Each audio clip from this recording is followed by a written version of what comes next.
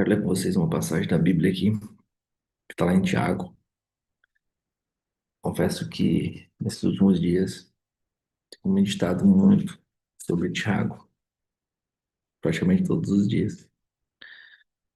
E Tiago fala muito sobre a língua, sobre a boca, sobre as palavras que saem. Eu quero ler para vocês aqui, está lá em Tiago 2, que fala sobre não julgarmos os nossos irmãos. Quando nós colocamos como juiz, nós já erramos. Olha que legal, né?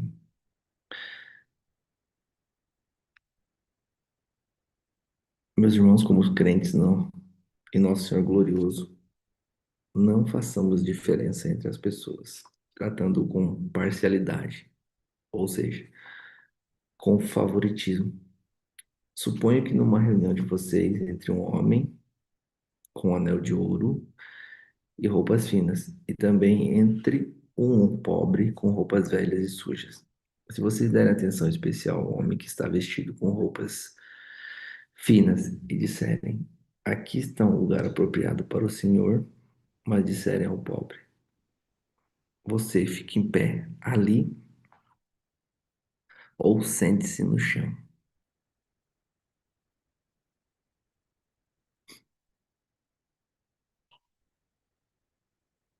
Não estarão fazendo vocês discriminação, fazendo julgamento com critérios errados. Olha que massa.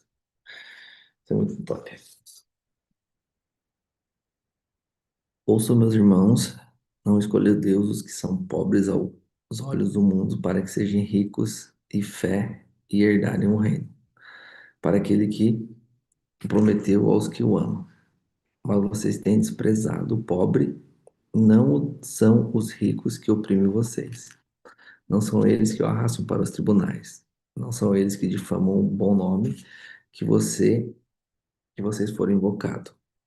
Se vocês de fato obedecerem à lei do reino encontrada nas escrituras que diz, aqui, ó, ame o seu próximo como a si mesmo, estarão agindo corretamente, mas se tratarem os outros com parcialidade, estarão cometendo pecado e serão condenados pela lei como transgressores. Pois quem obedece a toda a lei, mas tropeça em apenas um ponto, será culpado de quebrá-la inteira. Pois aquele que disse não adulterarás, também disse não matarás.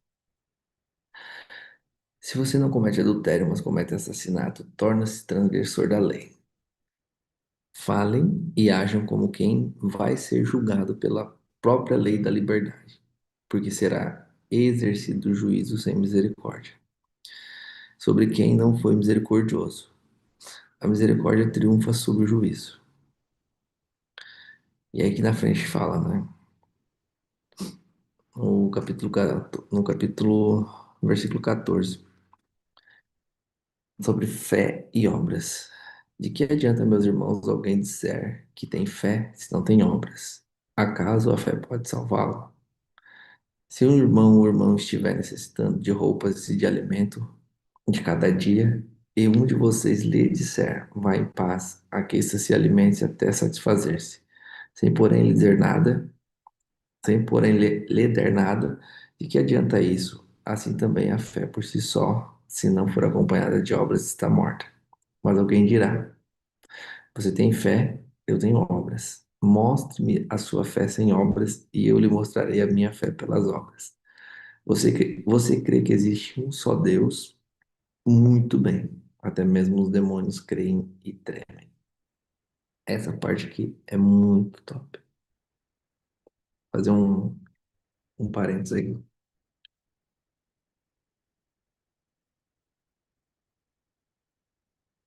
Quando nós julgamos as outras pessoas pela fé dela, ou se a pessoa é de outra religião, e nós acreditamos que a nossa fé é muito maior, ou a pessoa está passando por um problema, e nós falamos que a fé da pessoa é fraca, ou que ela não está sabendo exercer a fé. Aí que fala, né? Mostre-me a sua fé sem obras, e eu lhe mostrarei a minha fé pelas obras. Você crê que existe um só Deus. Muito bem. Até mesmo os demônios creem e tremem. Vocês sabiam que existe uma fé que é demoníaca?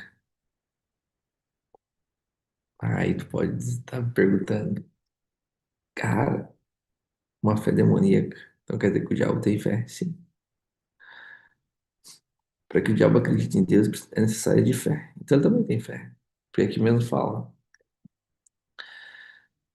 você crê que existe um só Deus. O diabo também crê. Muito bem, até mesmo os demônios creem e tremem. E não só o diabo, né? A legião de demônios toda. Olha só que forte isso. Então, ali atrás, quando eu li, que fala sobre não julgar, não é? Será que nós não estamos julgando as pessoas porque nós somos considerados talvez melhores do que elas? Acabamos se colocando como juízes. Olha que interessante isso. E aí, na sequência fala, insensato quer certificar-se de que a fé sem obras é inútil. Não foi Abraão, nosso antepassado, justificado pelas obras, quando ofereceu seu filho Isaque sobre o altar. Quando Abraão, quando Deus pediu Isaque para Abraão, foi necessário fé para fazer o que ele faz. Porque quem tem filho, seria fácil dar um filho hoje em sacrifício. E a gente entra também no sacrifício de Jesus. Como foi para Deus ter dado Jesus em sacrifício para nos salvar? É claro que Deus ele é o dono de toda a fé. Então ele sabia que Jesus iria ressuscitar. Mas a nossa fé tem que ser tão grande a ponto de não olhar para o sacrifício, olhar para aquilo que vem após o sacrifício. Porque quando Deus pede para Abraão Isaac, mesmo ele sendo pai e doendo o coração dele, ele sabia que Deus poderia ressuscitar Isaac. Assim como Deus deu, quando deu Jesus para morrer, para nos salvar, ele sabia que Jesus iria ressuscitar como Cristo ressurreto. E é isso que importa. Conseguindo, você pode ver tanto a fé como as obras estavam atuando juntas. Sempre a fé vai atuar junto com obras. Não existe fé sem obras e não existe obra sem fé. Fé existe, está acontecendo. Porém, não é a fé que aqui em Tiago nos ensina. E a fé foi aperfeiçoada por obras. Cumpriu-se assim as escrituras que diz Abraão creu em Deus e isso lhe foi acreditado como justiça. Ponto interessante. Justiça, a justiça de Deus. Muitas vezes a gente pede muitas coisas para Deus, para que Deus nos dê, para que Deus não faça isso e aquilo. Mas é um ponto que a gente deveria salientar em pedir para Deus que seja feita a justiça dele. Porque nós somos muito bons em pedir sobre aquilo que nós fazemos certo. Mas e aquilo que nós descumprimos, que nós quebramos a lei? Será que nós pedimos para que Deus ele faça também a justiça dele? Ou será que nós somos covardes quando nós falamos e queremos que Deus ele faça somente aquilo que nós queremos por aquilo que nós estamos fazendo bem? Mas quando a gente julga o nosso irmão, quando a gente faz uma coisa errada, será que nós temos coragem de falar para Deus, Deus, faça a sua justiça? Ou será que nós somos totalmente covardes?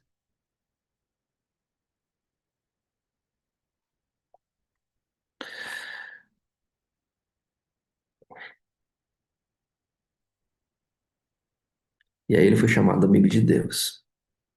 Vejam também que uma pessoa é justificada por obras e não pela fé. Caso semelhante ao de Raabe, a prostituta, não foi ela justificada por obras, quando acolheu os espias e o fez sair por um outro caminho. Assim como o corpo sem espírito está morto, também a fé sem obras está morta.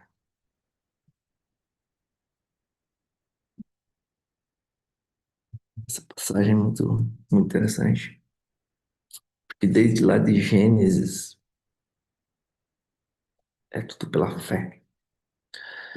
Quando Deus formou, ele falou, formou da palavra.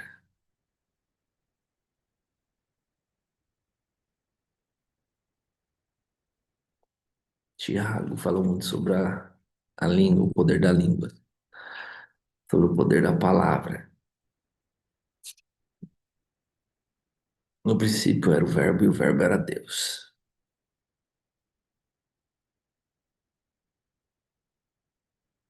No princípio era o Verbo e o Verbo era Deus. Está o Verbo e o Verbo é Deus. E como nós temos usado o Verbo,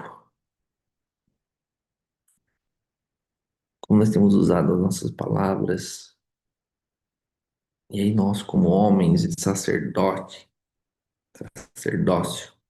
do lar,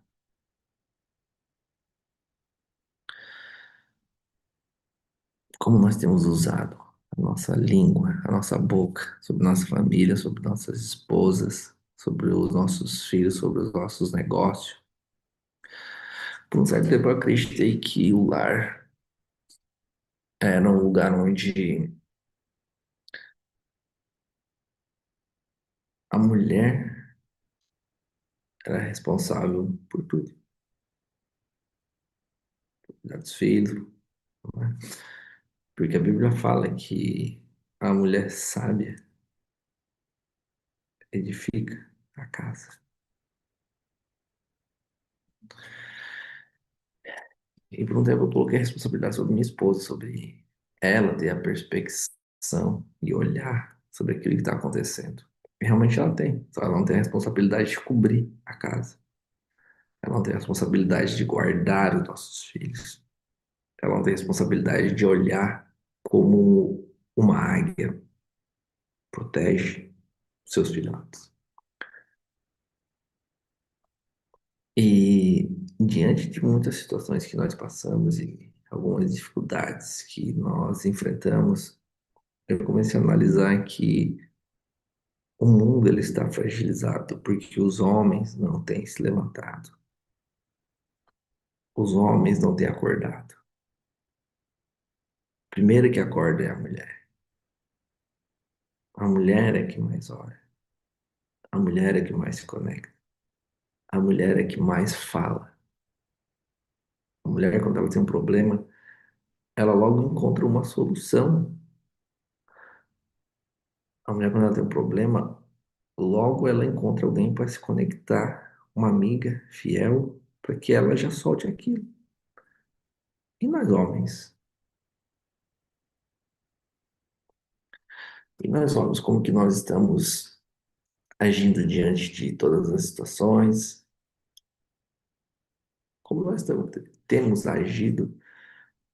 Quem são as pessoas que nós verdadeiramente se conectamos, abrimos o nosso coração?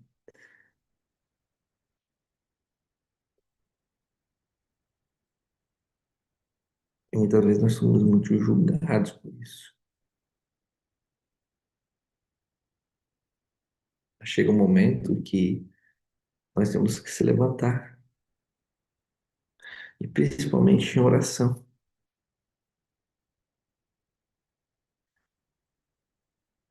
porque o homem, o sacerdote do lar, é o mais forte.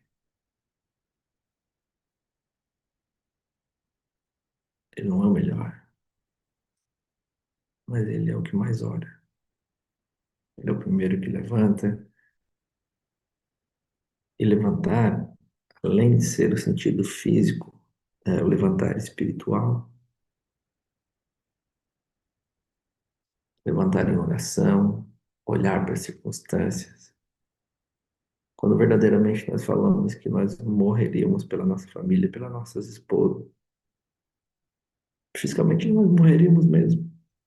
Tem alguns homens que são covardes, obviamente, mas nós morreríamos. Mas e aqueles ataques invisíveis que nós não estamos vendo?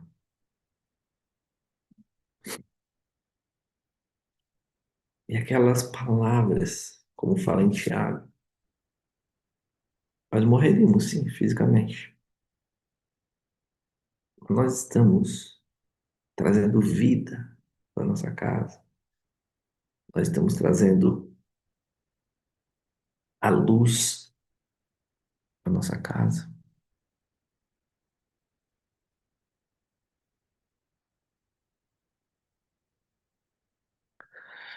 Então fica aí uma palavra